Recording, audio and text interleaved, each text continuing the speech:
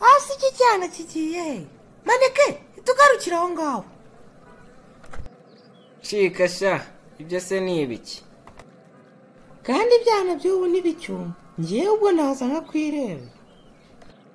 Ubwo se undebye wakora ikira yewe?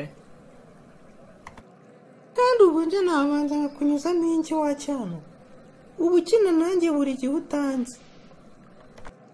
Ngaho ziba nakumvisha.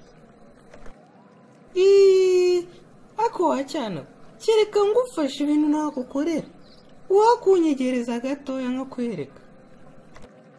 Ahubwo njye ndaje twibonanire, utazagira ngo ndanagutinya sha. Ngaho nahageze sha, ugire icyo ukora naho turebe. Ngiye kugukosora ku buryo n'undi munsi utazigera utekereza kunyinisha.